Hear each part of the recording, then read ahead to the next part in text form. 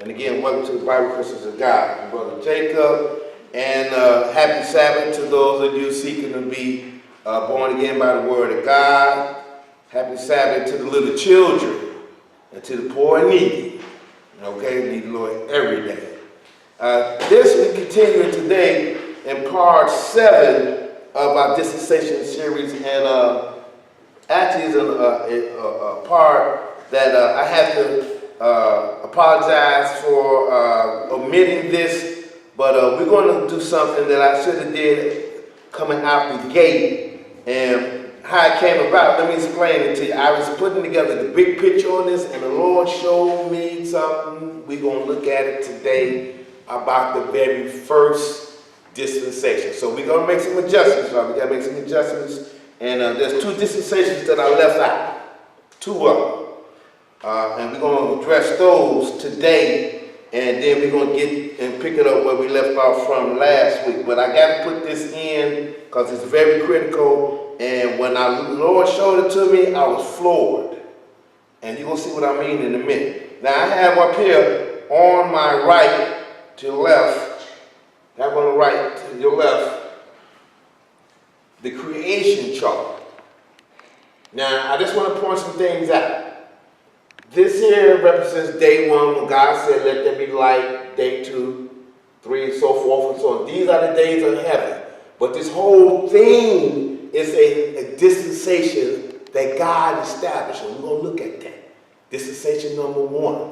This is actually what I should have opened up with. And it's the precedent for which we all, for the rest of the creation, is what we live by. So we're going to look at that. We're going to look at that. But we're going to go into dispensation number 1. And we're going to walk until Adam, which is the dispensation of life. Okay? When he brought forth and breathed into man the life of man, when he brought him forth. So with that being said, what I want to do is start out with Isaiah 57. Isaiah 57 chapter. Because before there was time, or the time that we live in right now, there was eternity. I want everybody to just picture this. Imagine you exist where you don't age, you don't die, you just here, period. Just imagine you don't have to worry about, getting old or growing old or anything like that. Death it don't even exist. You inhabit eternity. There is no time in eternity. It's without time. So we're going to start with God existing first. And we're going to walk our way into when he established time. And we're going to look at that was the very first dispensation, which is time. And we got to look at where it came from. Isaiah 57 and verse 15. This is dispensation number 1. And then I have everyone make our adjustments. But this is the very first thing that exists, eternity. Just imagine, that's why the Lord wanted to give us eternal life. He actually wanted to take time off the table for us. And we're going to find out in the last dispensation, it's going to be eternity, but guess what? It's going to have eternal damnation added to it. That's going to be the only difference between the eternity that we're going to read about now and the one that's yet to come. So we were going to see whether we're going to be eternal damnation or head into eternity with God. For life. So let's look at what God inhabits, y'all. Let's go Isaiah 57 and 15. Isaiah 57 and verse 15. Read. It's the Lord's words. Read. For thus saith the high and lofty one that inhabited eternity. No, she said, for thus said the high and lofty one that inhabited eternity. See, that's what existed before you see anything around you that ever existed, period. Eternity. He inhabited eternity. Okay? Go ahead. Whose name is holy. Yes, sir. I dwell in the high and holy place, with him also that is of a contrite and humble spirit, to revive the spirit of the humble, and to revive the hearts of the contrite ones. So we see the one that's speaking. He said, I dwell in a high and holy place with him. Notice they didn't say within. He said with him, because it was just two. We're going to look at that. But I want us to look at eternity as having just two people existed in a time, in a place that there was no time, eternity. Okay? Now watch this. Let's go to C and let the book break down. Why did he say, I who's dwelling in, whose habitation is eternity, at this point, I dwell in a high and holy place with him. Let's go to St. John 1:1. And then once we go into Genesis, the first chapter, we'll completely understand why that is the first dispensation. Because eternity, you picture that. That's what we're looking for, y'all.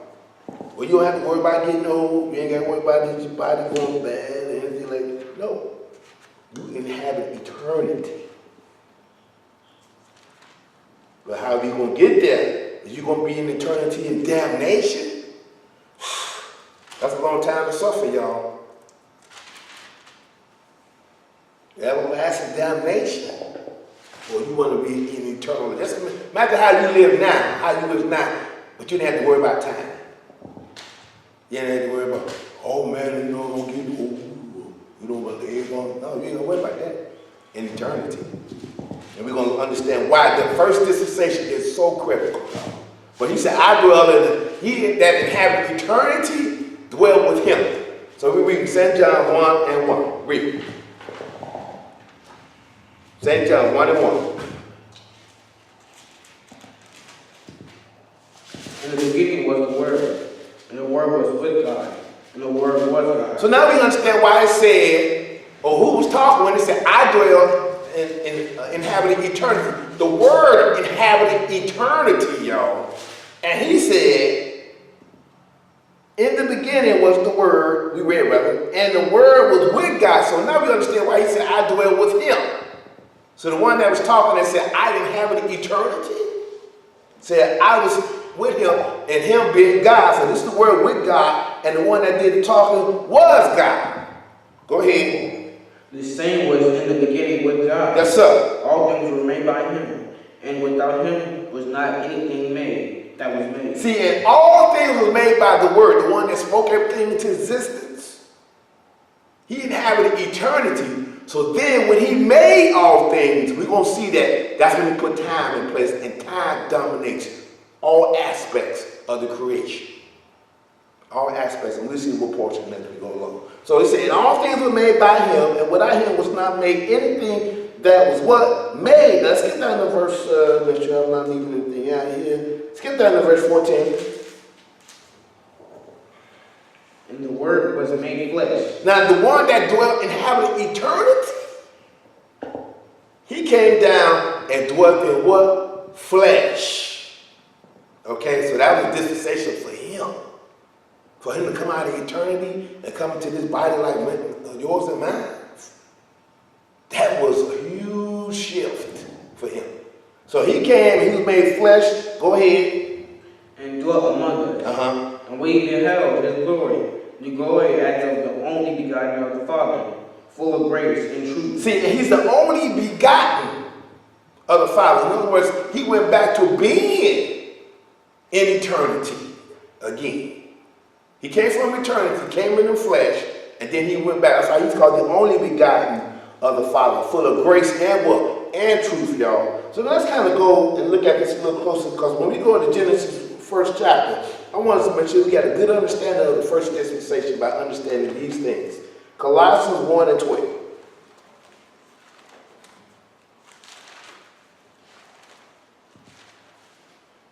Because when the word spoke, what he said in Genesis 1:1, that began a clock.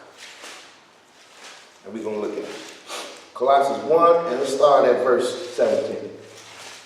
Colossians 1 and 12. Colossians 1 and 12. I have to repeat myself and listen to myself to make sure that self said it right. Anyway, it's called check yourself before you wreck yourself. Anyway, Colossians 1 and 12. Read. Giving thanks unto the Father. So no, it's giving thanks unto the Father. So when the word came down to be the Son, he became the only begotten, the one that remained in heaven, became known as the what? The Father. On our way to learn something, go ahead.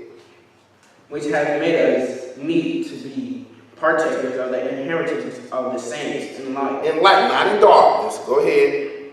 Who hath delivered us from the power of darkness. Yes, sir. And have translated us into the kingdom of his dear Son. So we are in the kingdom of his dear Son. When you have received him, when your mind has accepted the word of God, that's what puts you in the kingdom of his dear Son.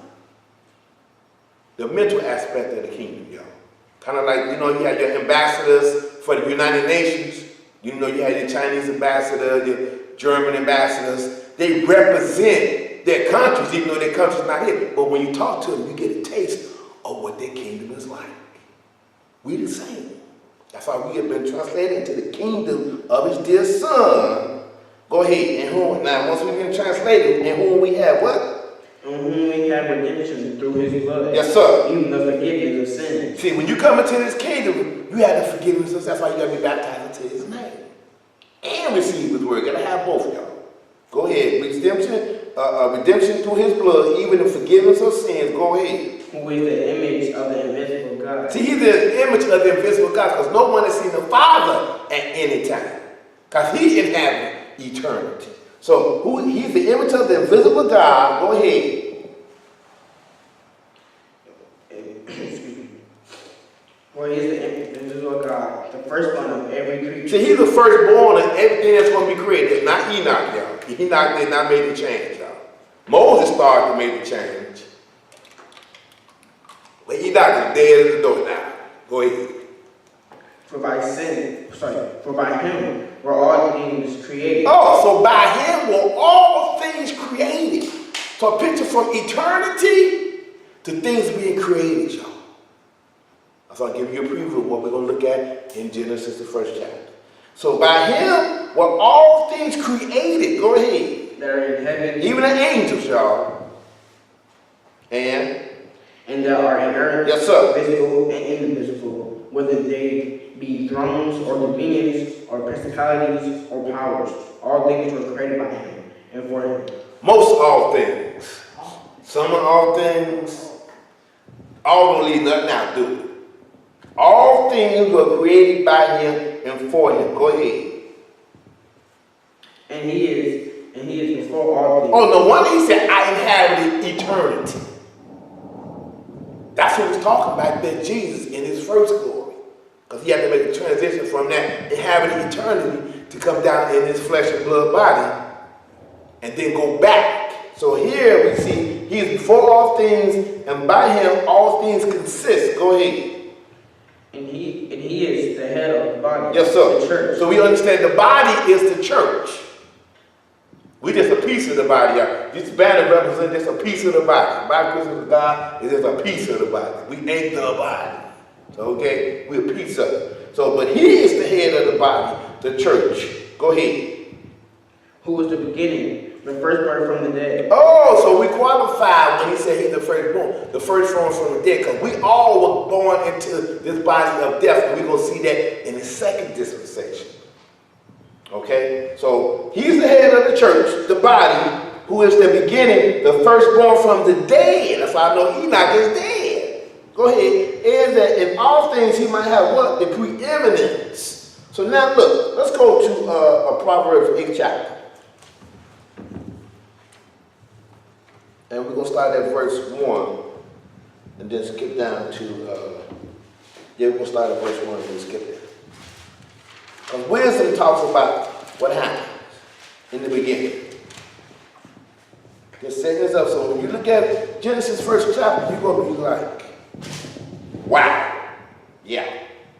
Because I've seen a lot of theories. Well, some people think this, I've heard some pretty good things. It's the plan of God. It was the Lord laid out some things.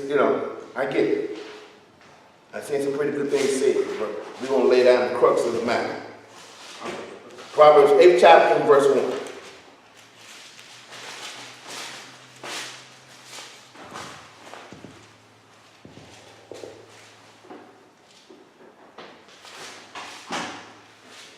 Proverbs 8 and 1. Read. Doeth not wisdom cry, and understanding put forth her voice. See, no, does not wisdom cry, and understanding put forth her voice? And see, this is an affectionate display or expression of how you ought to treat wisdom like it's a woman. You know, a man treats a woman or a spouse, you love them, you coddle them. That's how you want to treat wisdom, y'all. Because watch what it says. She standeth in the top of the high places. She standeth in the top of the high places, by the way in the places of the paths. She crieth at the gates, at the entry of the city, at the coming in, at the doors. Unto you, O man, I call, and my voice is to the sons of men. So no, she said, unto you, O men, I call, and my voice is to the sons of man. All of us got to get wisdom and understanding, y'all. You don't get wisdom and understanding and look, you don't get to do with fools, y'all. Okay? That's why there's, education, that's why we cry out for wisdom and understanding. And it said, unto you, O men, I call, and my voice is unto the sons of men. Now let's get all the way down to verse 22. Oh no, verse 5. Read verse 5. I'm going to leave that one out. Read verse 5. O ye simple, understand wisdom, and ye fools, be ye of an understanding heart. He said, oh, ye simple, understand wisdom. And ye fools, be ye of an understanding heart. We need to be like this, y'all. Got to have understanding of wisdom, and we got to have an understanding heart. So now let's get down to verse 22. Watch what the Lord said. Watch what he said about the Lord. And the Lord possessed me in the beginning of his way, before his works of old. So the Lord possessed wisdom before his works of old. So before the Lord did works, he had possessed wisdom, y'all. Go ahead. I was set up from everlasting from the beginning, or ever the earth was. So we're talking about time before the earth was. We're talking about something here that was set up from everlasting from the beginning, or ever the earth was. Because remember, God inhabited what? Eternity. Go ahead. When there was no death, I was brought forth. So remember, he created them. See, wisdom was created too, y'all. Remember, the Lord said he created all things. So he said, when there was no death, I was brought forth. Go ahead. When there were no fountains abounding with water, before the mountains were settled, before the hills was I brought forth. See that before the mountains were settled, before the hills was, I was brought forth. Go ahead. While as yet he had not made the earth. Notice why he had not yet made the earth. We're talking about a time period called what? Eternity. Go ahead. Nor the fields, nor the highest part of the dust of the world. When he prepared the heavens, I was there. Oh, so he created wisdom. And when he created wisdom, he said, when he prepared the heavens, I was there. Go ahead. When he prepared the heavens, I was there. When he set a compass upon the face of the depth. When he established the clouds above. When he strengthened the fountains of the deep. When he gave to the sea his decree, that the water should not pass his commandment. When he appointed the foundations of the earth. Also, when he appointed the foundation of the earth, we're going to look at when the Lord did this, y'all. We're going to look at this straight up. So now let's go now to, skip down to verse 34. Verse 34. Blessed is the man that heareth me, watching daily at my gates, waiting at the post of my doors. That's how important wisdom is, y'all, understanding. Blessed is the man that hear me, and watch daily at my gates, waiting at the post of my doors. Go ahead. For whoso findeth me, findeth life, and shall obtain favor of the Lord. Say, whoso findeth me, findeth what? Life, and shall obtain favor of the Lord. So we know, because you got a sect that usually said, you're talking about Jesus. No, this is the Lord, he's talking about Jesus in his first glory. He that findeth me, find life, and shall obtain the favor of the Lord. Go ahead. But he that sinneth against me, wrong at his own soul. Wrong in his own soul. Go ahead. All they that hate me love death. And he said, all that hate him do what? Love death. So you don't want to hate wisdom. You do not want to hate wisdom. So make sure we got this up. So with that being said, let's go look at what happened, y'all. Let's go to Genesis, the first chapter. Let's go to Genesis, the first chapter.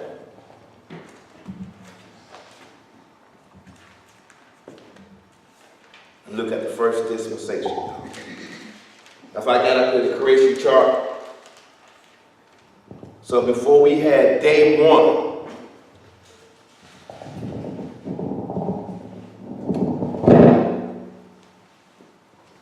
we're going to Genesis 1 and 1.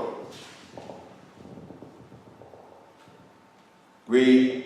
In the beginning, God created the heavens and the earth. Wait a minute, who is this that did the create, y'all?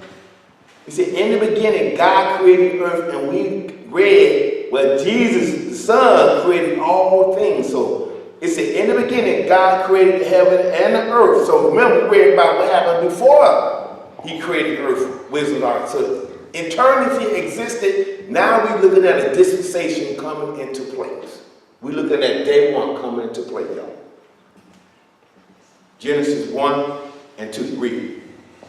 And the earth was without form and void, Uh-huh. and darkness was upon the face of the deep, Mm-hmm. and the Spirit of God moved upon the face of the waters. Uh-huh. And God said, let there be light, and there was light. So the word spoke, and He said, based on St. John 1 and 1, He said, let there be light, and there was what? Light. Go ahead. And God saw the light, that it was good, and God divided the light from the darkness. Yes, sir. And God called the light day, and the darkness He called night. And the evening and the morning were the first day. Right there, y'all. The Lord marked time. For the first time in existence, He had brought in a time period. The first day He had marked. In eternity, ain't no day. This is existence. So now we see the first dispensation He put on the table was day one, which He took from eternity and He appointed the foundation of the earth right here, time. He set up a day. There wasn't no day before that. It's just eternity.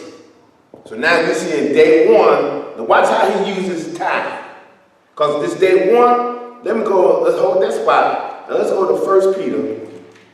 No, sorry, 2 Peter, 3rd chapter, verse 8. 2 Peter 3 and 8. What did the Lord establish here? 2 Peter 3 and 8.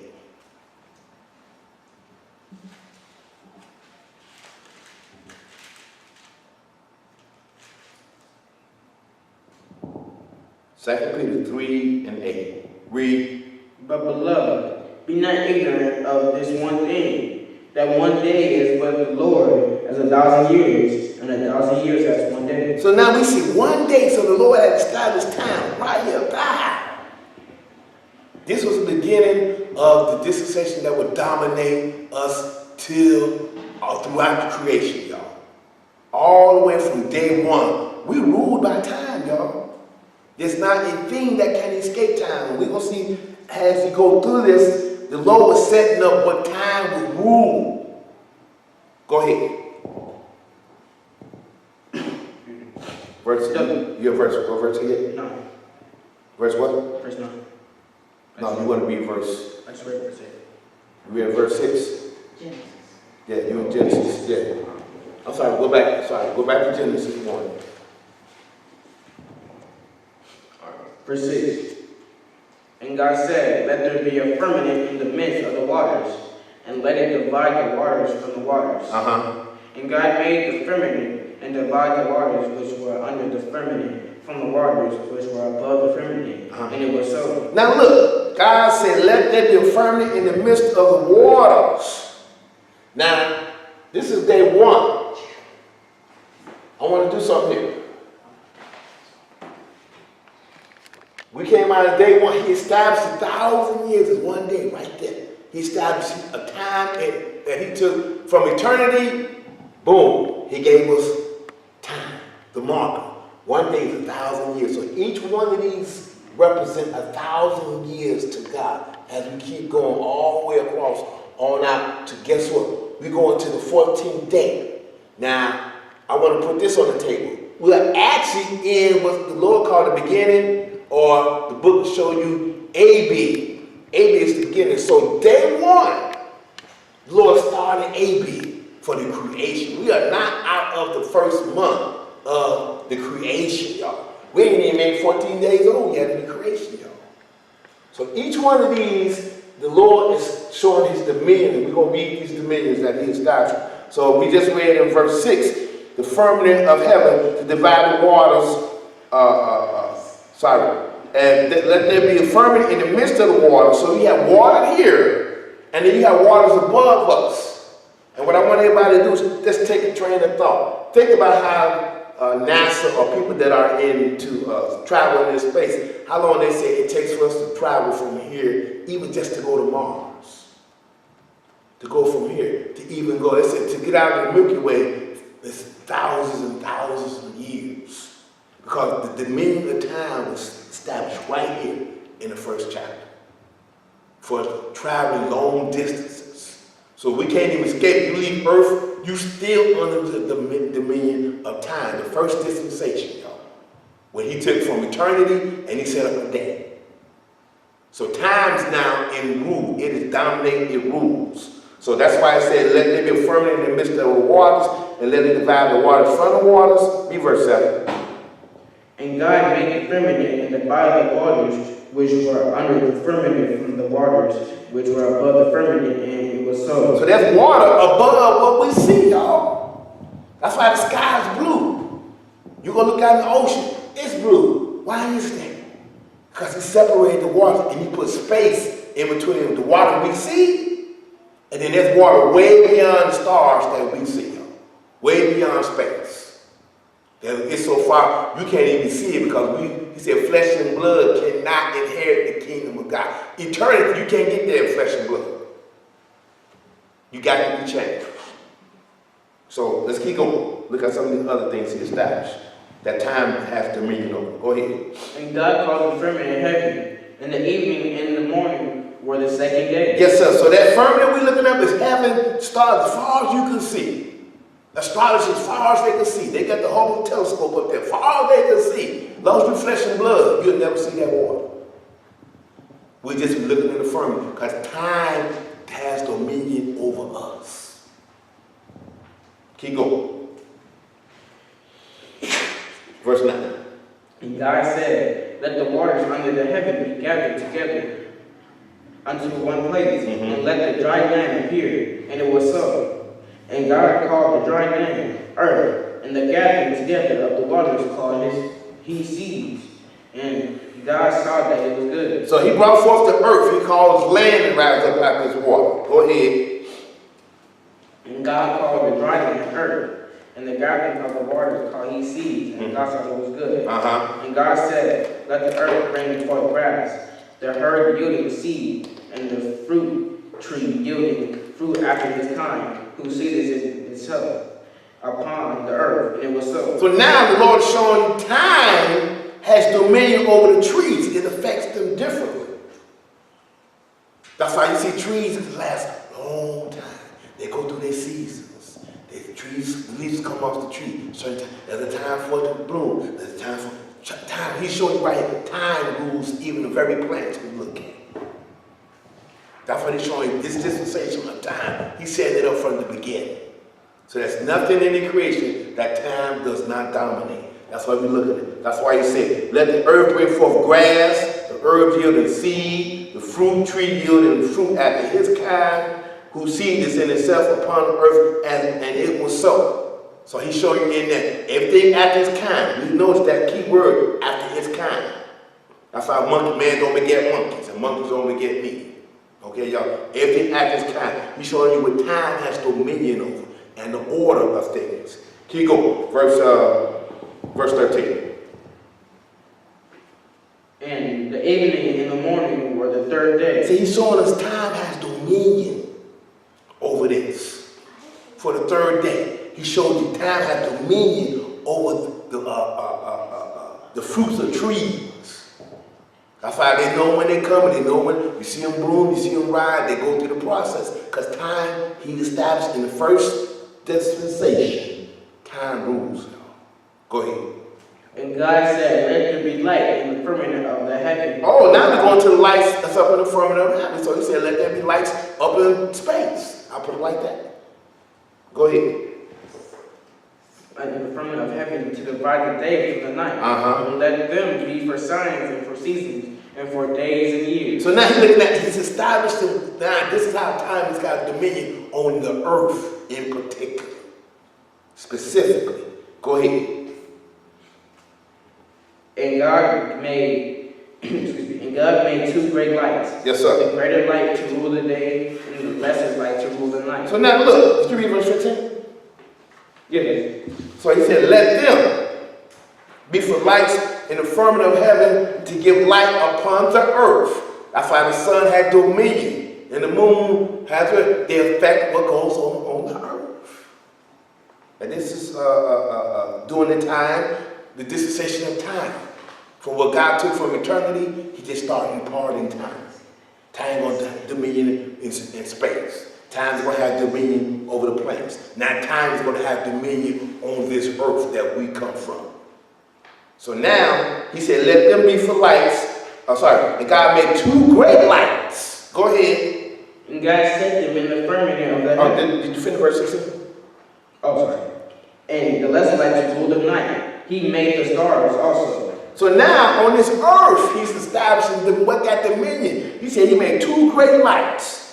One being the sun, and the other being the moon. That's why he said two great lights. The great light to rule the day, and the lesser light to rule the night. He made the stars also. Okay? Watch this. Go ahead. And to rule and God set them in the firmament of heaven to give light upon the earth. Now he said God set them. That's why with a solar calendar, it's 365 days for a year. For a lunar, it's 355. He set them. There's a time period they go through. A time process that they both go through. Because Lord took from eternity and he's established the dispensation of what time rules over. Go ahead. Verse 18. And to rule over the day and over the night, and to divide the light from the darkness. And God saw that it was good. Now this light and darkness is what's on the earth. The sun and the moon rules day and night on the earth. Okay? That's what we just read. To rule over the day and the night, and to divide light from the darkness. And God saw that it was good. Go ahead. And the evening and the morning were the fourth day. So now, that's why we use the moon, because the sun is always in play, y'all. But that's why we use the moon to dictate what, when it comes to look for the A-bit moon. If it's outside of this creation, then we don't use that moon, y'all. Just on the way to learning something. Because the moon was created on the fourth day. It's not the dictator of a week. Because you got people, I got to go in, you got people thinking, you said the Sabbath day by the moon. No. We just read when the moon got created, y'all. And what day was that it was created in? The fourth day. Which means the moon don't dictate when the week starts. And as we look into this dispensation, this is when the Lord established the weekly cycle. Again, the dispensation of time. Because we're on day what? 4. Keep going. And God said, let the water bring forth abundantly the moving creatures that has life, and fowls that may fly above the earth in the open firmament of heaven. Now look, these creatures that live in the water, they're in a different time line than we are. The fish have a time span. You have whales that have been living thousands of years, hundreds of years. You know, some of them, like the vegetation, it's on a different timeline. He show you time rules these creatures that move on, that fly above the earth. And in the open firmament of heaven. Go ahead. And God created great whales and every living creature that moved, which the waters forth abundantly after their kind, and every winged fowl after his kind. And God saw that it was good. Mm-hmm. And God blessed them, saying, Be fruitful and multiply, and fill the waters and the seas, and let fowl multiply in the earth. So now he said, God blessed them, saying, Be fruitful and multiply, and fill the waters in the seas, and let fowl multiply in the earth. Go ahead. In the evening and the morning were the fifth day. See, he's showing you again. Time dominates them. Time rules them. They're on a different time. Like you have, what, dog years? You have horse years. You know, all these various animals have a different timeline of life than we do. So, keep going. And God said, Let the earth bring forth the living creature after his kind, cattle and creeping thing, and beasts of the earth after his kind. Mm-hmm. And it was so. And God made the beasts of the earth after his kind, and cattle after their kind, and everything that creepeth upon the earth after his kind. And God saw that it was good. Now notice, everything, the key word keep on after his kind. His kind. Like we after mankind. Man begat man. Ape begat ape. Horse begat horse. Pig begat pig. Ants begat ants. Okay, y'all? Everything after his kind. That's repeatedly the theme of this dispensation. So we understand everything that's ruled by time is after his kind. Keep going. And God said, Let us make man in our image. Oh, he finally got around to us now. Now he said, God said, let us make man in our image, and we clearly understand who the us was, because we read in Genesis 1, St. John 1 and 1, the word was with God. So the word and God, that's who this us is. Go ahead. After our likeness, and let them have dominion over the fish of the sea, and over the fowl of the air, and over the cattle, and over all the earth, and over every creeping thing that creepeth upon the earth. And one thing we don't have dominion over is time. No man has dominion over time, y'all. That's why there's a time to live, and there's a time to what? Die. We have no dominion. He gave us dominion over all the other stuff, but he ain't giving no dominion over time, y'all. He showed you clearly what you're going to have dominion over all the earth, and over every creeping thing that creepeth upon the earth. Go ahead. So God created man in his own image. In the image of God created he him. Male and female created he them. So we see, notice he said, God said, let us make man in our image. So notice what, and we see the plurality of the word man here. He said, so God created, I'm sorry, hold on. He said, let us make man in our image, and in verse 26, that's what man. In verse 26, I just want to point out, when God said, let us make man, that sounds singular. Then he said, in our image, after our likeness. Then notice what he said, and let them, meaning more than one. So man, like the word God, is a unit plural word. When you say God, how many is inhabited in the family of God at this point? We saw two. Now, Jesus or the Lord or God is breaking down what's in the species of man. Because when he said, so God created man in his own image, in the image of God created him, male and female created he them. That's what consists of the species of man, a male and a female. Go ahead. And God blessed them, and God said unto them, Be fruitful and multiply, and replenish the earth, and subdue it, and have dominion over the fish of the sea, and over the fowl of the air, and over every living thing that moveth upon the earth. Now notice he said, be fruitful and multiply and replenish the earth.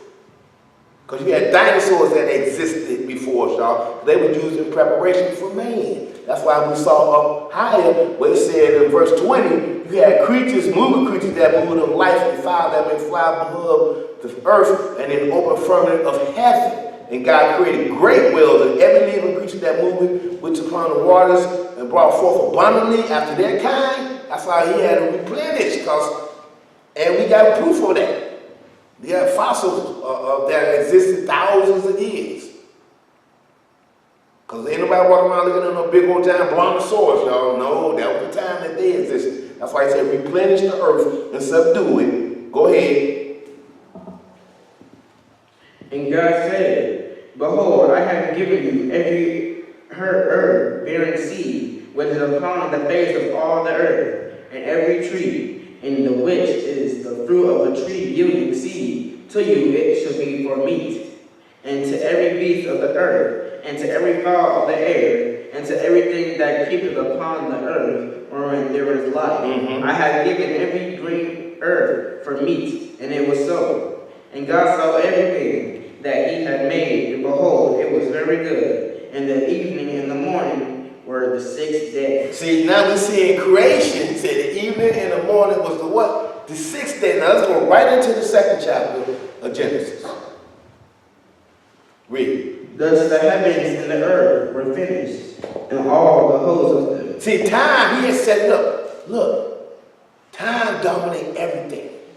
There ain't nothing I ain't created that time is not dominant. That first dispensation. And you look around you see how trees live for a long time.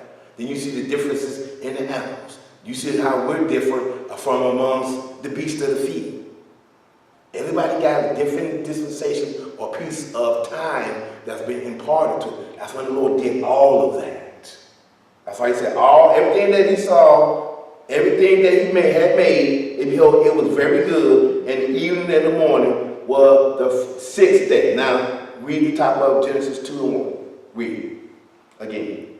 Thus the heavens and the earth were finished, and all the hosts of them.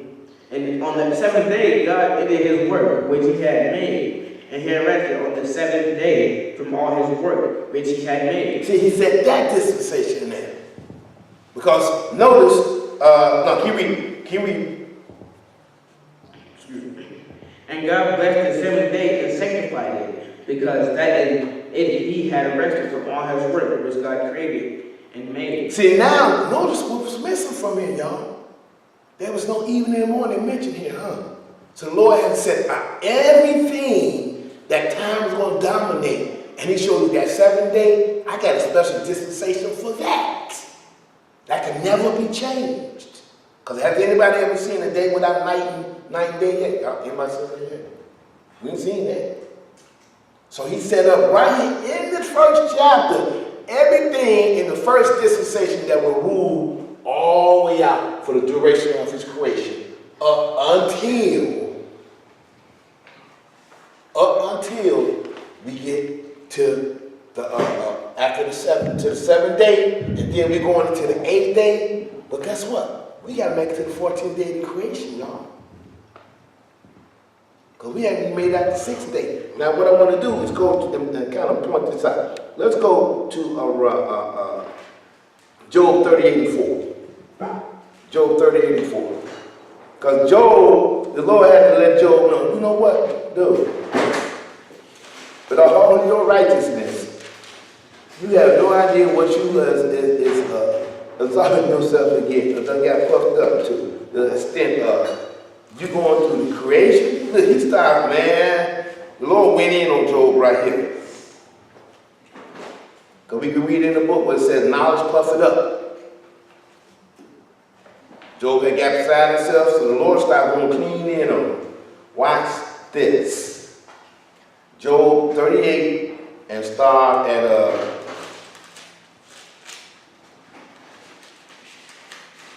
verse 4. Job 38:4.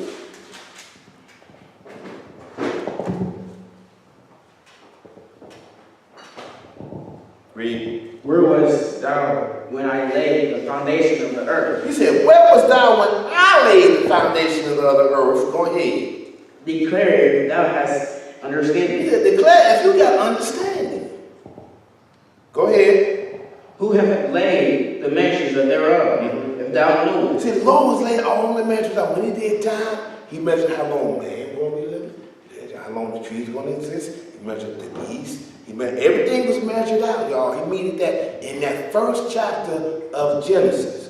What I mean by that, hold this spot. Let's go to Exodus, the 20th chapter. He put it in the commandments. That's why it's so important to keep the commandments. But what if you don't believe in the Bible? Oh, he got a dispensation for you. That's when we get to the last dispensation. He got a dispensation set aside where he's going to judge the ungodly. Everybody Everybody got their time, y'all. We read in the introduction, there's a time to live and a time to die, a time to build up and a time to tear down, y'all. To every purpose, there's a time. But look at this, Exodus 20th chapter, he put it right in his commandments. We're going to go Exodus 20th chapter and verse 11. Read.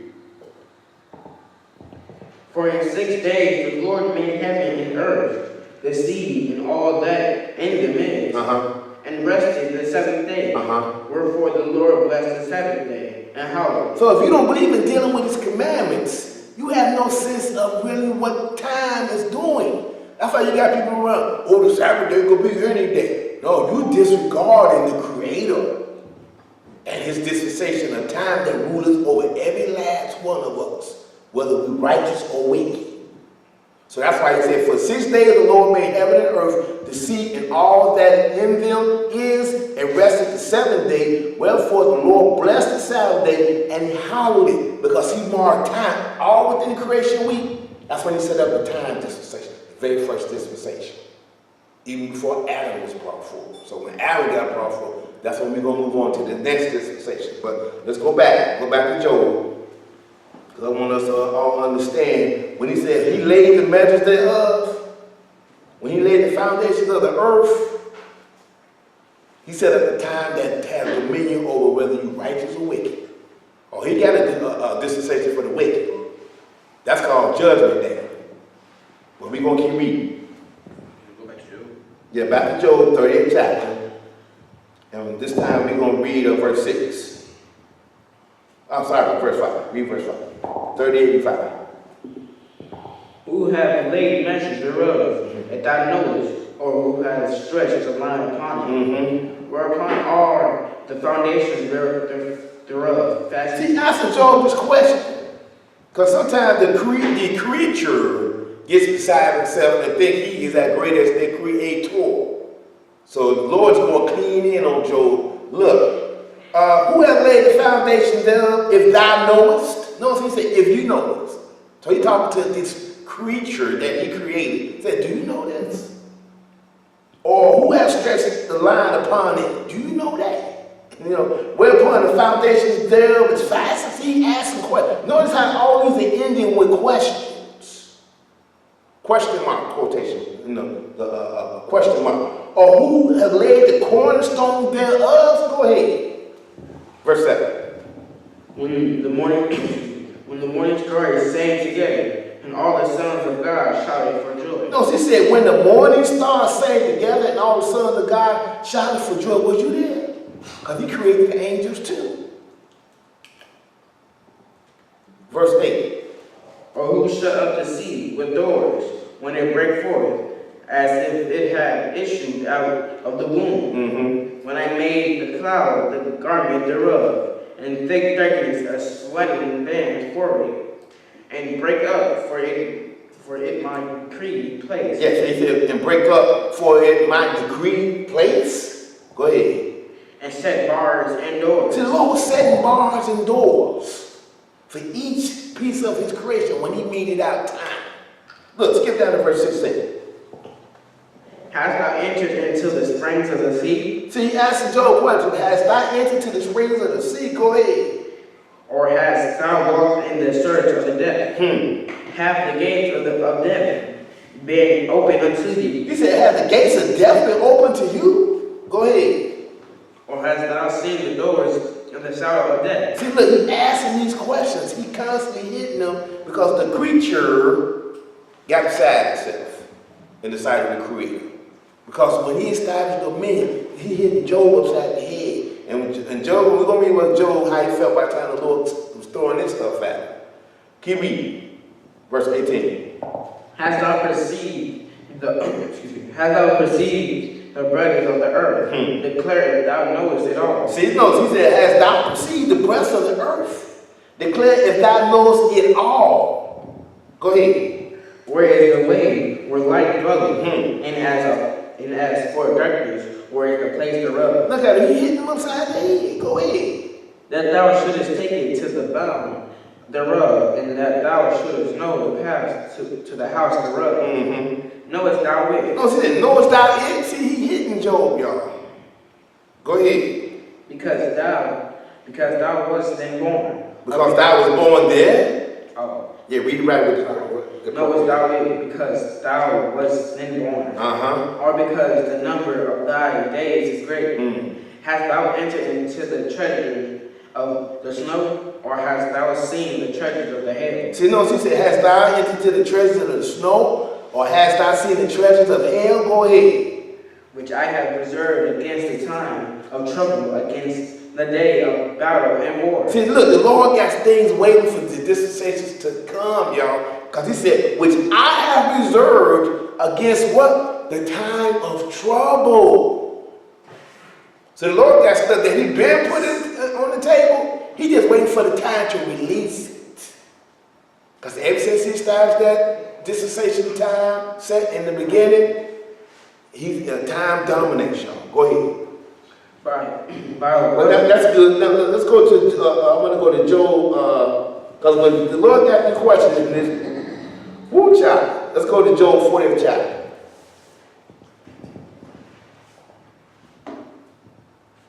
And we're going to start at verse 1. Job 40 and 1.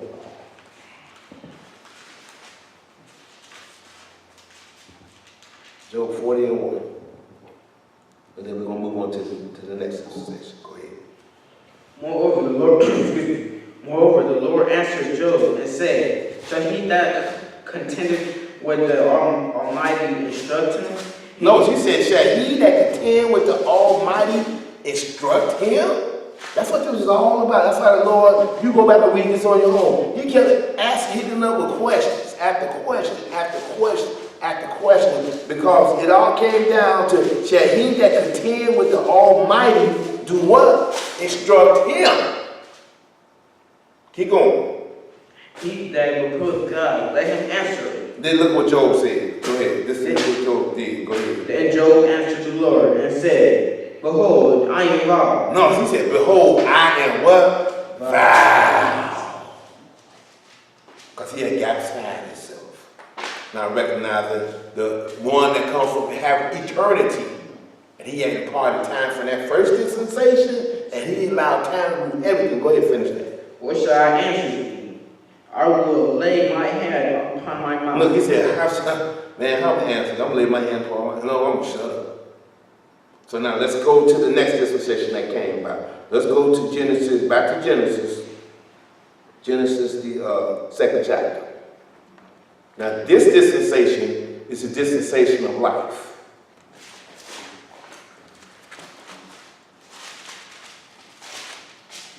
Genesis, the second chapter.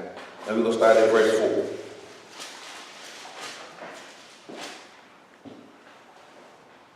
Because he was setting up time and had dominion over everything here. That was a dispensation of time.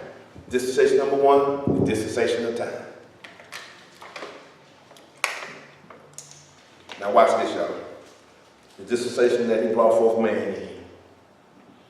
Go ahead. Genesis 2 and verse 4. These are the generations of the heavens and of the earth, when they were created, and the day that the Lord God made the earth and the heavens, and every plant of the field before it was in the earth, and every herb of the field before it grew. For the Lord God hath not caused it to rain upon the earth, and there was not a man to till the ground. So look, that's why I said that first chapter, he said weekly cycle. 6 days we labor, the 7th day to Sabbath and rest. You don't believe that? The Lord got the 8th day waiting on you. But within that creation week, he established, he showed you what was in his mind. This is from the mind of Christ. Because Moses was not there in the beginning. So now we see he had established everything here before there was, and there was not a man until the ground. Now let's look at him bring forth these things. Go ahead. Verse 6. But there went up a mist from the earth, and watered the whole face of the ground. And the Lord God formed a man of the dust of the ground, and breathed into his nostrils the breath of life, and man became a living soul. Yes, sir. Oh, it didn't say he put a soul in him, huh? No. If you don't understand it, you don't even know what a soul is. It said he breathed into him the breath of what? Life. And man became a living soul. So what is a soul without the breath? A dead soul. Continue. Very simple. Go ahead. And the Lord God planted a garden eastward in Eden, and there he put the man whom he had formed. And out of the ground made the Lord God to grow every tree that is pleasant to the sight, and and good for food. The tree of life also in the midst of the garden, and the tree of knowledge of good and evil. So now everything that we have to deal with in life, y'all, the Lord had put before Adam. This was the second dispensation. Everything was there. He said he made everything to grow. The tree that's pleasant in the sight, good for food. The tree of life, also in the midst of the garden, which is called Eden. And also there was the tree of knowledge of good and evil. Go ahead. And the river went out of Eden to water the garden, and from thence it was parted, and became into 4 heads. Now let's get down to verse 15. Read. And the Lord God took the man and put him into the garden of Eden to dress it and keep it, and to keep it. And the Lord God commanded the man, saying, of every tree of the garden thou mayest freely eat, but of the tree of the knowledge of good and evil thou shalt not eat of it. For in the day that thou eatest, therefore thou shalt surely die. See, no, the Lord had given him life so he could just go all mess with everything else. Enjoy life, man. Live. Don't bother that tree of knowledge of good and evil, because on the day you bother that, you shall die. Go ahead. And the Lord God said, it is not good that the man should be alone. I will make him an help meet for him. And out of the ground the Lord God formed every beast of the field and every fowl of the air, and brought them unto Adam to see what he would call them. And whatsoever Adam called every living creature, that was the name thereof. So the Lord already told you that going to have dominion over these beasts. So he caused it to come out of the ground. That's why man have no appearance above a beast. We have dominion over them. That's what he told us. So now we see here, he formed the beast, Lord God formed every beast of the field and every fowl of the air and brought them unto Adam to see what he would call them. Because remember we read in the dispensation of time, he said, look, to let them have dominion over the feast of fish and over the sea and over the fowl of the air and over the cattle and over all the earth and over every creeping thing. So he's allowing Adam to fulfill what he had decreed in the dispensation of time when he set it up. So now we're looking at Adam's name. He's performing what the Lord said man was going to do in Genesis 1 and 26. So now in the dispensation of life, he's naming everything. He's naming all these creatures. And whatsoever Adam called it, every living creature, that was what? The name thereof. Go ahead. And Adam gave names to all cattle, and to the fowl of the air, and to every beast of the field. But for Adam there was not found any help meet for him. So now think about that. How many beasts are there out there in the field, y'all? Y'all think about how many animals there's out there. So during all this time, he was naming animals. He named the birds, the parakeets, the lions, the monkeys, the gorilla, the pigs, on and on and on and on. Look at the kingdom of the zoo. Go look at that zoo. I put you go down to do one of those what they call field trips to the zoo. Adam made all of those animals in there. How long do it take you to go through a zoo, y'all? It's taking us all day event, ain't it? You go see the little snakes and the lizards and the grasshoppers and all of the bugs, everything that Adam had in it. That was a dispensation of life. That's all he had to do. Just do what the Lord said. Stay away from that tree. Not good either. He was good to go. That was the second dispensation. Go ahead. Verse 21. But remember, he found out a help meet for him. Now we're going into the dispensation that brought forth death. But look, go ahead. But he bring forth the female to complete the dispensation of life. Go ahead. And the Lord God caused a deep sleep to fall upon Adam, and he slept. And he took one of his ribs and closed up the flesh instead thereof. Now look, this is the first surgery or the first cloning surgery ever performed. They got 5 God is ahead of the thoughts of man. Think about it. He's way out front, y'all. Way out front. He's so far out front. You need a Hubble telescope to at least get closer, looking like, man, that's how that's how far ahead he is. This is the first surgery performed on the planet. That's why he's a master surgeon. Okay? That's why, or you want to say cloning, because he brought woman out of man.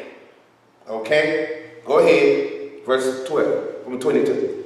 And the rib which the Lord God had taken from man, made he a woman, Yes, sir. and brought her unto the man. Yes, sir. And then said, This is now the bone of my bones, and flesh of my flesh. Oh, the soul is flesh, huh?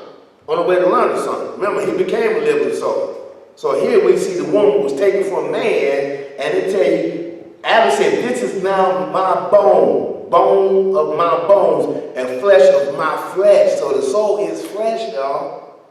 That's why this is the dispensation of life. And she should be called what? And she should be called woman, because she was taken out of man. Yes, sir. Therefore shall a man leave his father and his mother, and shall cleave unto his wife, and they shall be one flesh. And they were both naked, the man and his wife, and were not ashamed. So yes, so this closes out the dispensation of life. Now I already dealt with from Adam, meaning their name Adam, to Noah. And I want to show you why the Lord called their name Adam before we go on. Let's go to Genesis 5th chapter. Genesis 5th chapter and verse 1.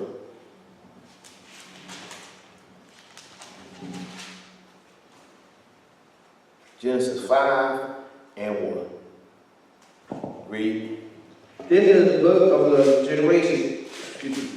This is the book of the generations of Adam. In the day that God created man, in the likeness of God made he him. Male and female created he them. Yes, sir. And blessed them, and called their name Adam. Wait a minute, he called his name Adam. What did it say? And called their name Adam. He called their name Adam. The Lord had Adam even named his woman Eve, because she's the mother of all living. And she was black. Because when at evening, it's what? It's dark game. When he called the evening what? Night. Right? So this woman and this man were called what? Adam.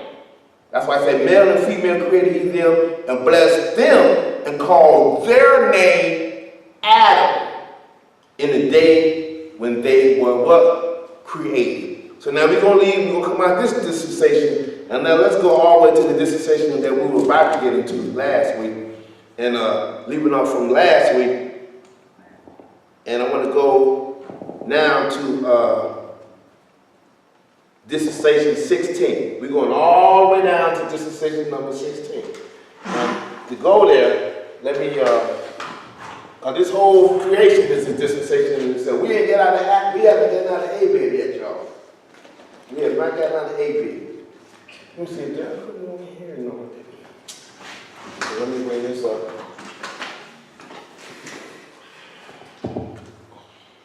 So as we left off from last week, we were coming into the days of Sodom and Egypt. Sodom and Egypt. And this is dispensation number 16. Dispensation number 16. Now let me walk everybody so we can correct it, kind of do a list right quick. Write this down. Write this down. We just left from dispensation number 2 and dispensation that had called number 1 is now number 3. Number 3 is Adam to Noah. So write this down. Dispensation number 3 is Adam to Noah. Number 4 is from Noah to Abraham. Then from number 1 that was number 3 is now number 5. Abraham to Moses, dispensation number 5. Dispensation number 6 is Moses unto Jerusalem, age of the king. Dispensation number 7 was age of the kings to Jerusalem's captivity. Dispensation number, which I got this right. Dispensation number 8 is the captivity of Jerusalem to the ministry of Jesus. Dispensation number 9 is the dispensation of Christ to the fall of 7 Jerusalem fall in 7 AD. Dispensation number 10 is the fall of in 7 AD to the rise of the great whore by virtue of the persecutions. Then dispensation number 10, number 11 is the rise of the whore, which brought us to dispensation number 12, the members of Israel lost. That's number 12. Number 13 is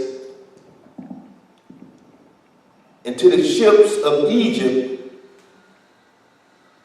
to number 14, to the rise of the harlots, the daughters of Babylon, the harlots, because she's called the mother of harlots, that came up under dispensation number 11. Israel went underground, went into captivity, then her daughters rose up. That's dispensation number 14. That's why you had all the little denominations start showing up. That's why we have right here on this chart. Can I get my cameraman, please? That's why we have behind me the great apostasy. Once the daughter rose up, all her little daughters start coming up, the denominations and the Protestants and all that. Now we headed in the latter days, and we went into that last week. So now, so now we went into the awakening. That's dispensation number 15. And then last week, we dealt with dispensation number 16. Again, this is just an adjustment. Dispensation number 16. Now, dispensation number 16 was Egypt and Sodom. Showed you how we dealt with Egypt and Sodom. And to show you how it's still in play, let's go to Isaiah 11, because we're going to walk into dispensation number 17, y'all. I want to go to Isaiah 11 chapter and verse 10.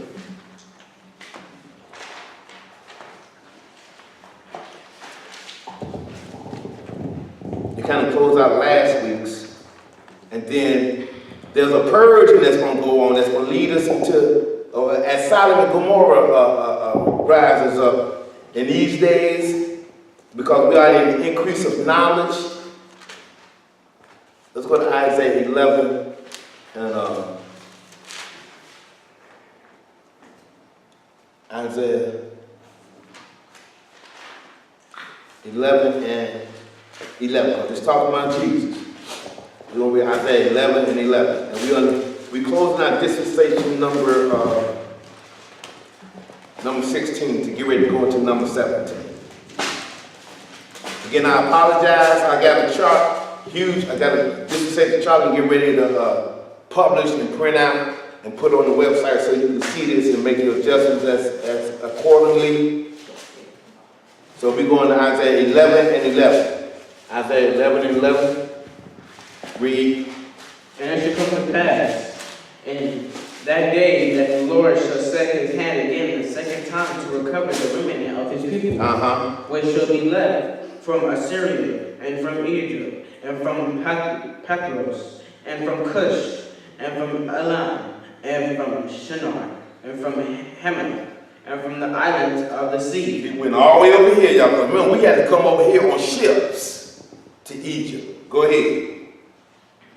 And he shall set up a sign, ensign for the nations, and shall assemble the outcasts of Israel, and gather together the dispersed, the dispersed of Judah from the four corners of the earth. See, that's why he scatters them to the four corners. That's why we went into captivity. That's why the dispensation of us spoken of by Deuteronomy 28 and 68. That's the marker to us being scattered across the entire planet by ship. We went into Egypt global. It's on a global level. Now let's skip down to verse 15. Read that. And the Lord shall utterly destroy the tongue of the Egyptian sea. That's what's running it now, y'all. That's what's running it to this day. The tongue of the Egyptian sea. What is that? All this bad religion. Putting people in religious bondage. He's going to destroy the tongue of the Egyptian sea. That's what's running through the places now, y'all. The tongue of the Egyptian sea. Watch this. Go ahead. And with his mighty wind shall he shake his hand over the river, and shall smite it in the 7 streams, and make men go over dry shod. See, look, what the Lord did the first time he brought Israel out, this time he's going to do a global thing. 7 streams, that's the 7 oceans, the huge oceans across the globe, because Israel scattered to the 4 corners of the globe. So he got us, he ain't got that smite the Red Sea. He got 7 streams he going to smite and make men go over dry shod. Why they got to go over dry shod when they come back? Go ahead. Verse 16. And there should be an highway for the remnant of his people, which shall be left from Assyria, like as it was to Israel in the day that he came up out of the land of Egypt. Also, we got to do it again. We are going back. And that's why he sent us in ships. So what constitutes us going back? Before we go back, y'all, we got to have this next dispensation, which is the dispensation of the Great Tribulation period. So we're going into dispensation number 17, which is let me bring this up. Which is spoken of the latter-day saints. So what I want to do, and we're talking about the real latter-day saints. We ain't talking about the phony ones, y'all. Okay? So now with that being said, I'm going to go here and bring this up.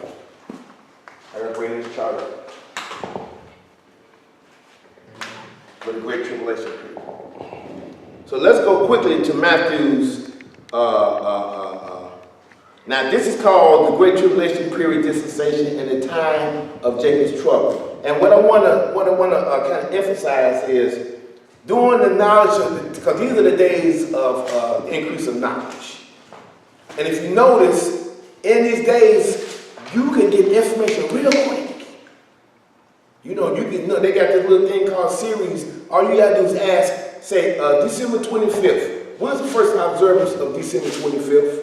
And the phone would tell you. It used to be that you had to go to the library to find stuff out, or you get it to these older encyclopedias. But nowadays, the increase of knowledge. But guess what? You got people that refuse the truth and the knowledge, y'all. How I know this? Let's go right quick as we open up this Great Tribulation period portion here. Let's go to 2 Thessalonians. No, I'm sorry. 2 Timothy. Y'all want to go to 2 Timothy. Make sure I got the verse. 2 Timothy. Because perilous times are here, y'all. Perilous times are really done just crept up on us, and it's because people hate knowledge. They hate the truth, y'all. It's 2 Timothy 3rd chapter.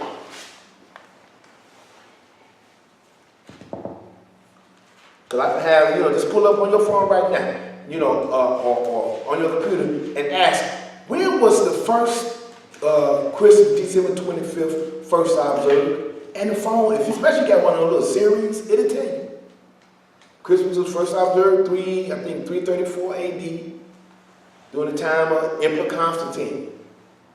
So, because people are rejecting knowledge and the truth, look what's happening, y'all. Listen, 2 Timothy 3 and 1. Read. This know also, that in the last days perilous times shall come. See, look, know also this, that in the last days, perilous times shall come. Perilous times, y'all. There's some serious things going on, man. It make you be like, dude, it's either you in or you out. You on wickedness or you on righteousness. The middle ground kind of fade away real quick. Okay, y'all? Go ahead. For men shall be lovers of their own selves. Lovers of their own selves. This is the Sodom and Gomorrah. That's why you got women want to love women and men want to love, dude. Or even to the extent that they love themselves above everyone. These are perilous times, y'all. For men shall be lovers of their own selves. Go ahead. Covetous, boasters, proud, blasphemers, disobedient to parents, unthankful, unholy. Yes. Without natural affection. Without natural affection. Go ahead. Truce breakers, false accusers, incontinent, fierce, despisers of those that are good. No, see, despisers of those that are good. No, the false accusers, truce breakers, without natural affection. Unthankful, unholy. And we ain't talking about, well, you know, because they didn't know. No, they know. Go ahead. Traitors, heady, high-minded, lovers of pleasures more than lovers of God. See, lovers of pleasures more than lovers of God. Because we read in prior dispensations that there shall be an increase of knowledge. Many shall run to and fro, and knowledge shall be what? Increased. So in this time, that's what makes it so perilous. Because they straight up traitors and heady and high-minded, lovers of pleasures more than lovers of God. Go ahead.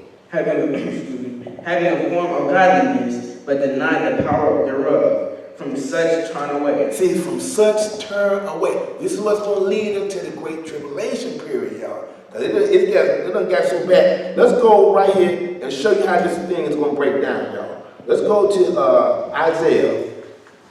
Ezekiel 8 chapter, and verse 17. Ezekiel 8 and 17.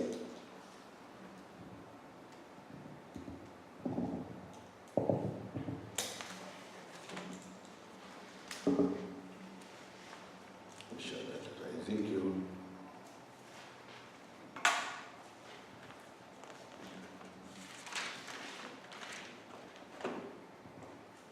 Yeah.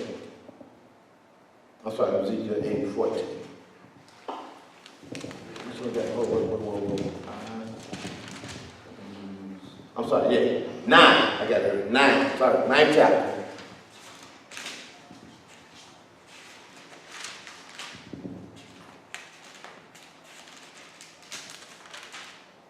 And I want to get right into this this purge. This coming, y'all.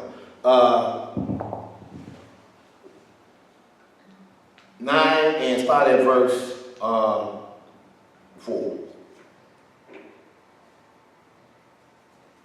Because it talks about how you had to destroy an angel. Go ahead, this angel go through and you got to write his income on. And right here, this here is a time where it's going to be purged because we got men that are lovers of themselves. And watch what the Lord says right here, verse 4. Read verse 4. And the Lord said unto him, Go through the midst of the city, through the midst of Jerusalem, and set a mark upon the foreheads of the men that sigh and that cry for all the abominations that be done in the midst thereof. So now the Lord will set a mark upon the forehead of the men that sigh and cry for all the abominations that be done in the midst thereof. Go ahead. Verse 5. And to the others he said in mine hearing, Go ye after him through the city, and smite. Let not your eyes spare neither have ye pity. Slay utter old and young, both maids, and little children, and women. But come not near any man upon whom is the mark, and begin at my sanctuary. Wait. Why did the Lord say start at his sanctuary, y'all? Why does he say start here? Hold this Bible, let me show you. Let's go in Titus 1:16. Titus 1:16.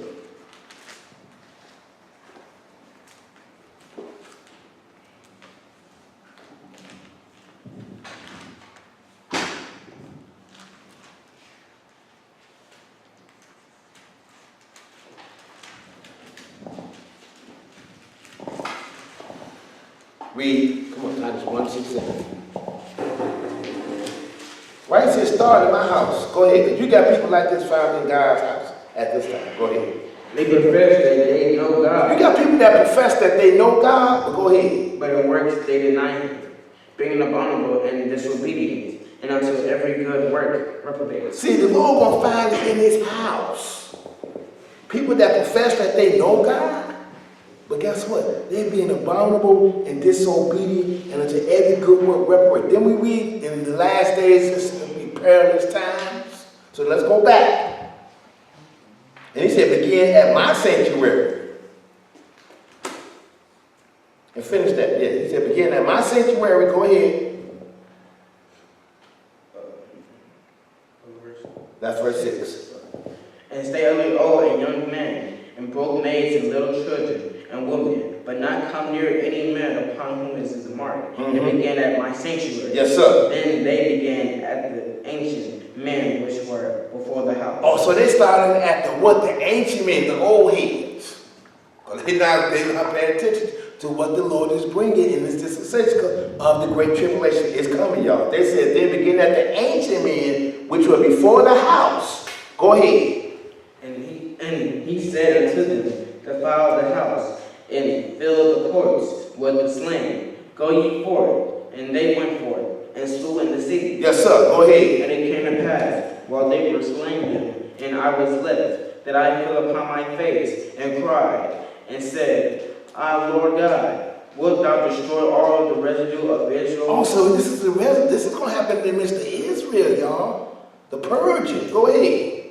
In that pouring out what? And others of Israel that pouring out of thy fury upon Jerusalem. Yes, sir. Then said he unto me, the iniquity of the house of Israel and Judah is exceeding great, and the land is full of blood, and the city full of perverseness. For they say, the Lord hath forsaken the earth, and the Lord seeth not. See, look, these are ones going to be professing that they know God. That's why in the midst of us that's waking up, you say, man, brother, how you going to be like that? Really, what you do? The Lord, you did the Lord down. But we call ourselves Israel. We can go out there, 47th chapter. The Lord said they stay on the God of Israel, but not in what? Truth, nor in what? Righteousness. So they said the Lord hath forsaken the earth, and the Lord seeth not. Go ahead. And as for me also, my eyes shall not spare, neither will I have pity, but I will recompense their way upon their head. And behold, the man clothed with linen, which had the inkhorn by his side, reported the matter, saying, I have done as thou hast commanded. I have done as thou hast commanded me. Now let's go and kind of get into this great tribulation part by going to Matthew's 24th chapter. No, sorry. Jeremiah, because it's the time of Jacob's trouble. Jeremiah, the 30th chapter. Back to the Jeremiah 30th chapter.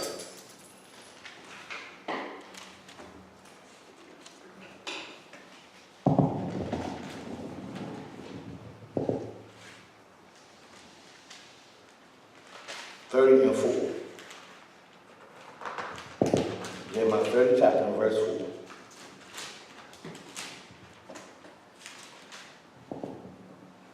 Read.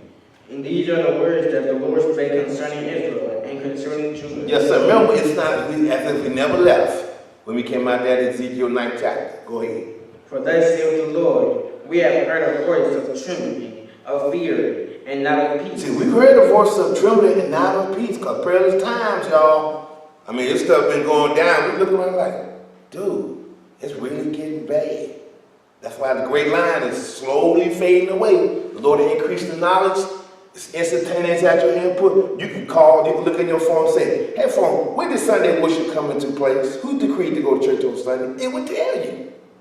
But you got people that reject that knowledge. Oh man, I don't care. Emperor Constantine did that, so what? I'm still going to go church on Sunday. When the Christian come in, oh man, so what?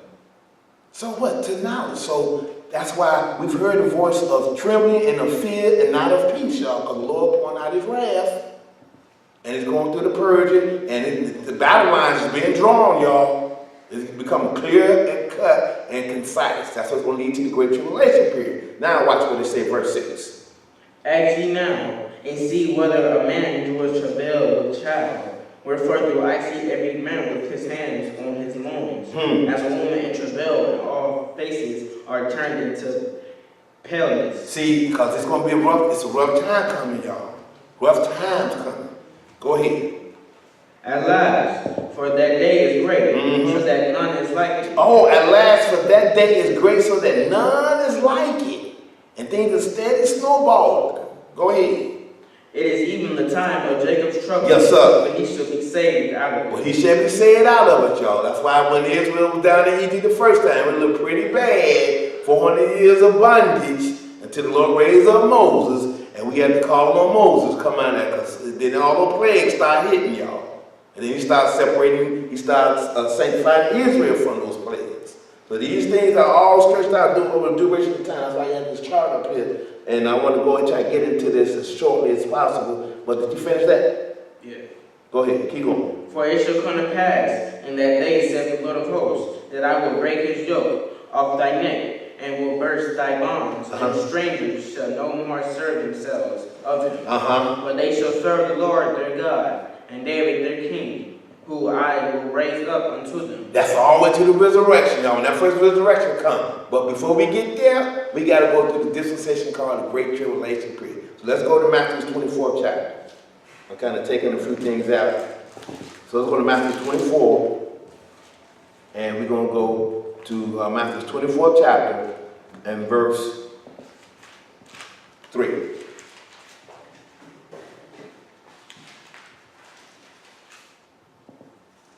Read. And as he sat upon the Mount of Olives, a disciple came unto him privately, saying, Tell us when shall these things be, and what shall be the sign of thy coming, and of the end of the world? Now look, these signs, he said, what shall be the sign of thy coming, and of the end of the world? So now as we get closer, one of the signs is the temple is going to be built.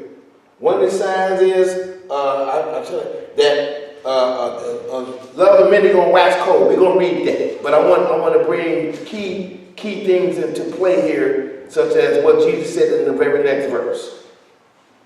Verse 4. Verse 4? Yeah. And Jesus answered and said unto them, Take heed that no man deceive you. For many shall come in my name, saying, I am Christ, and shall deceive many. See, look, y'all, we in the days, perilous times, where many shall come. Remember, we said they have a form of godliness, but turn away from it, because you got many that's going to come in the name of Christ. That's why he said, even in the midst of Israel. Because we the ones, we the priests of God, even amongst us, there's a purging coming, y'all. Flat out, a time of purging coming, and coming through this great tribulation period, the Lord will filter us out. And now, let's skip down, because I want to get to the point of here. Verse 8. Skip down to verse 8. No, keep reading, because there's a few key things in there. For many and ye shall hear of wars, and rumors of wars. See that ye be not troubled, for all these things must come to pass, but the end is not yet. See, the end is not yet. And when he spoke of this, rumors of wars, we look down through the dispensations where there was war against the saints. Remember that little horn waged war against the saints during the persecution, y'all. And they sure raged war. Anyway, but he said, but the end was not yet. Go ahead, but watch this. For nation shall rise against nation, and kingdom against kingdom. And there shall be famines, and pestilence, and earthquakes, and diverse. Nonetheless, these are the things, the nationalities. You got these race wars coming up. You got all these sects starting to come out, you know, and really cause you to think and consider where you stand on these matters, y'all, because it's going to make a difference where you stand. But go ahead. In diverse places. All these are the beginning of sorrow, and they shall deliver you up to be afflicted, and shall kill you, and ye shall be hated of all nations for my name's sake. And then shall many be offended, and shall betray one another, and shall hate one another. And many false prophets shall rise, and shall deceive many. Yes, sir. And because iniquity shall run. Oh, because iniquity shall what? Abound. That's why we in these perilous times, y'all. Go ahead. The love of many shall wax cold. But he that shall endure unto the end, the same shall be saved. Yes, sir. And this gospel of the kingdom. No, he said, in this gospel of the kingdom. The gospel that warns you that everybody that coming in the name of Jesus, because that's what name they're coming in, ain't necessarily telling you the truth. And you can check them out right quick, because we are living in time past the dispensation where knowledge has been increased. You can check them out right quick. Who said go to church on Sunday, Pastor? Oh, Jesus said. Well, how come I'm getting knowledge and say he didn't say that?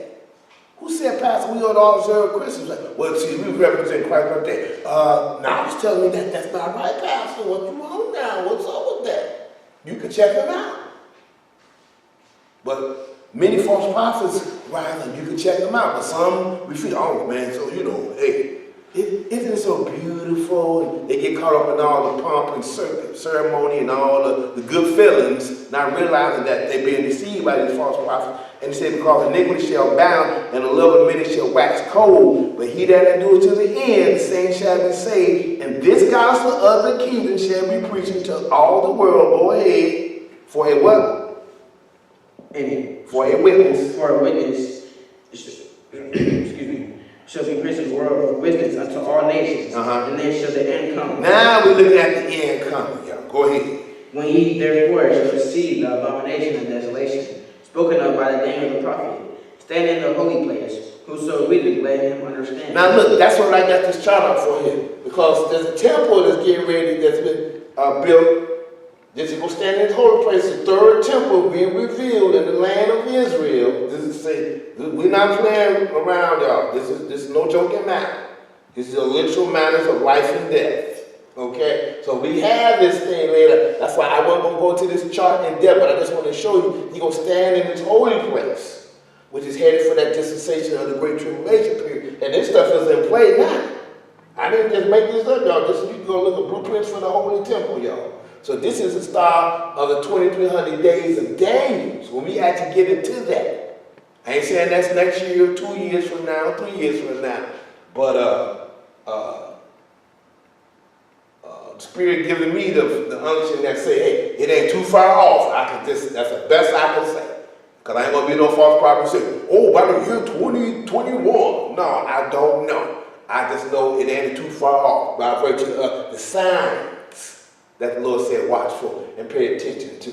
And going into the wilderness and then the 3.5 year Great Tribulation period. Okay? So now, let's do this, y'all. Let's go, because I want to go ahead and close this little part out right quick. So let's go to Jeremiah 30th chapter.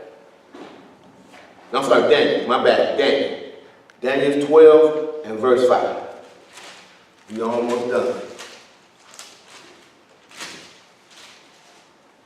Daniel 12 and 5, and I'm going to close it out on this. Oh, there's 2 more verses after this. Yep, 2 more verses after this. So Daniel 12. Hold on, I think I left something out of Matthew's. My bad. Go back to Matthew 24. My bad. Before we go there. Matthew 24. Back to Matthew 24 chapter.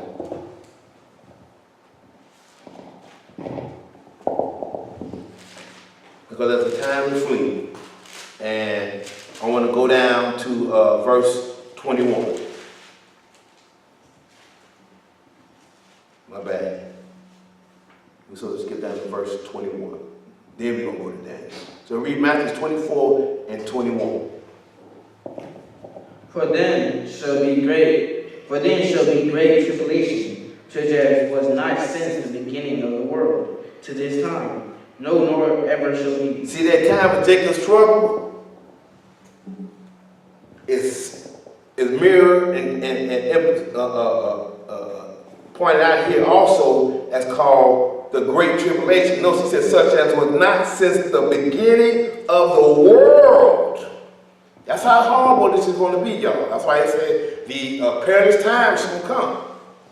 Even to the extent that it is a time that's called the Great Tribulation, such as was not since the beginning of the world to this time. See, this is another dispensation that's coming. Nor ever shall be. Keep going. And except those days should be shortened, there should no flesh be saved, but for the elect's sake those days should be shortened. But he said, but for it's going to be so bad that, because we got weapons now that can destroy this planet over and over again, y'all. That didn't exist during the days of Jesus. The worst thing they had during the time Jesus walked on the earth, y'all, was a slave rock. They could throw a rock with fire in it, burn up, a couple hundred people. Arrows with fire on them, Now, they set up their nuclear warheads. Can I get a child in the please? You already know. Anyway, so now, let's do ourselves a favor. Now, let's go to Daniel's 12th chapter. And verse 1.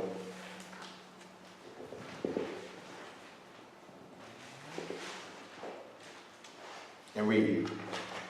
And at that time shall Michael stand up, great prince which standeth for the children of thy people, and there should be a time of trouble, such as never was since there was a nation even to that same time.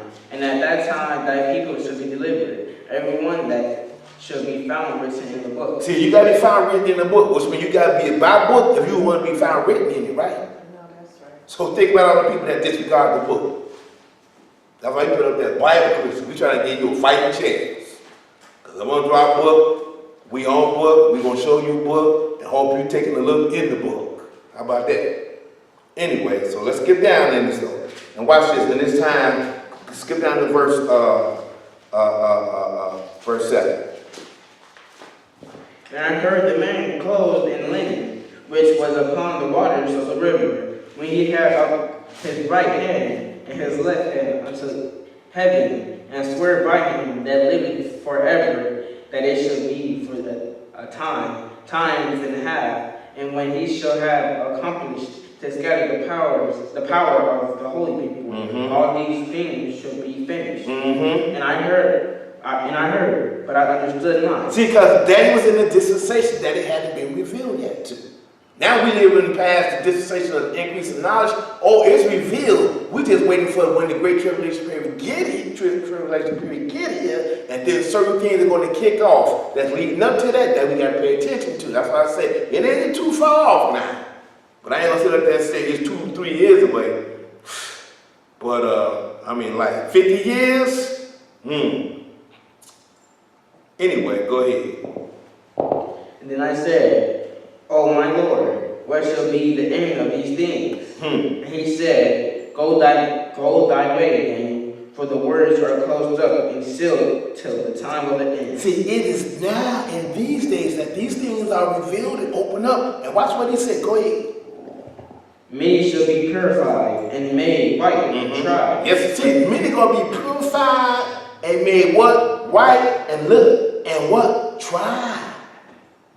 We in trying days, y'all, trying times. Your faith on the line. Ain't no faking and shaking now. You know who believe and you gonna know who don't believe.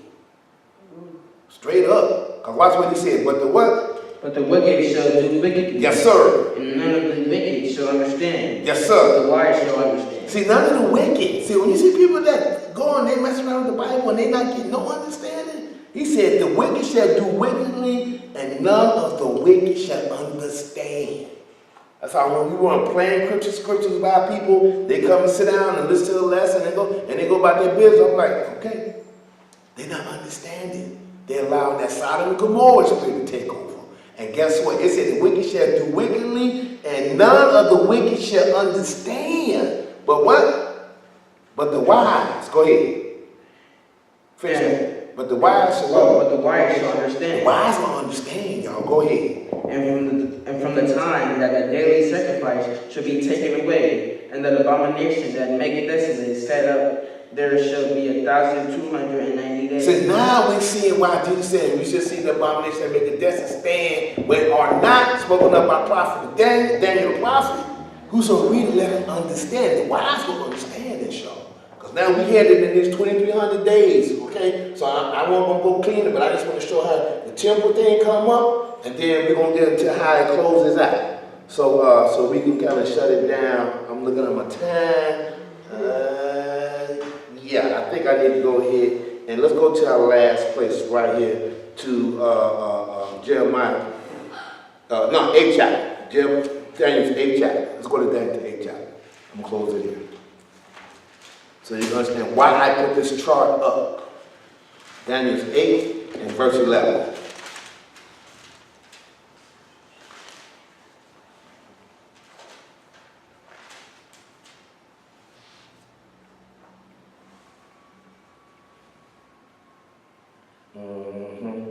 Start at 8 and 9. I'm sorry. Daniel's 8 and 9. Read.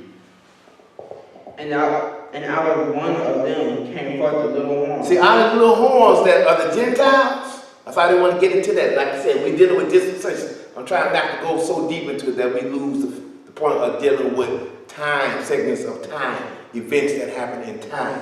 So out of one of them came forth a little horn.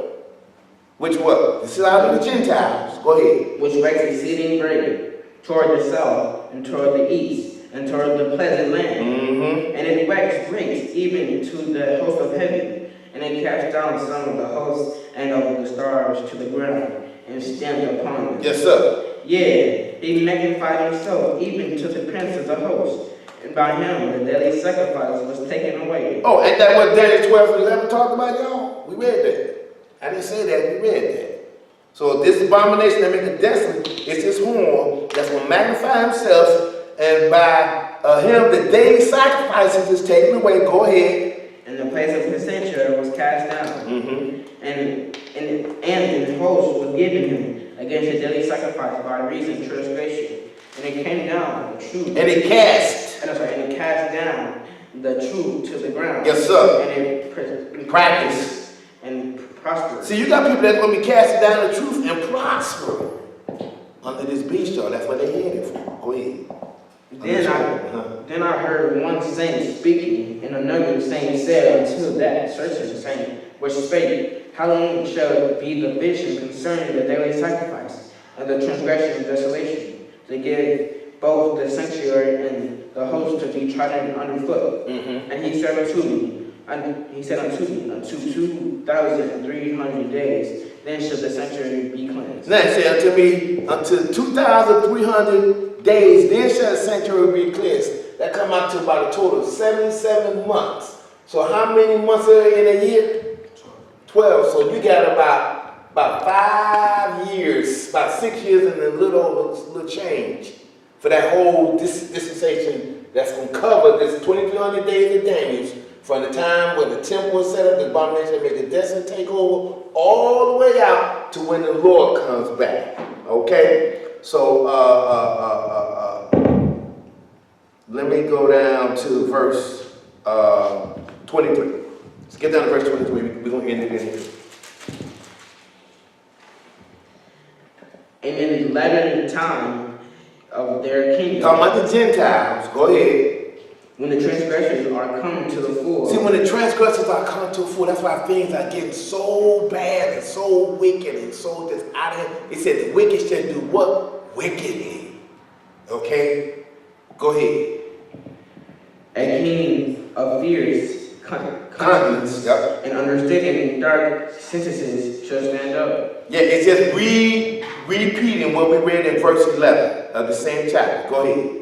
And his power shall be mighty, but not by his own power. And he shall destroy wonderfully, and shall prosper and practice, and shall destroy the mighty and the holy people. The ones that don't make it into the wilderness, y'all, we got a lesson on that. And there's certain things in here, I'm not going into that. That's a whole nother lesson, y'all. But we don't have time for that. But I want to just emphasize that he's going to get the ones that didn't make it in. But now go ahead. And through his policy also he shall cause craft to prosper in his hand, and he shall magnify himself in his heart, and by peace shall destroy many. And by peace shall destroy many. He shall also stand up against the prince of princes, but he shall be broken without hands. But he shall be broken without hands. So that's what's going to close out this end time, this great tribulation period, when he shows himself. Now, I just want to kind of emphasize the beginning, how long it's going to be, and how it was going to end with him being broken without hands, because the Lord coming with fire. Okay? And he's going to throw that guy in the lake of fire, which is what we're going to open up with next week. So I hope you got some understanding on this, the part 7, and make sure you got your adjustments. Like I said, I am going to put out a chart that's going to actually facilitate everything I've done in this dispensation series. Just stay tuned for the publishing of that on our website, BibleChristosofGod.com.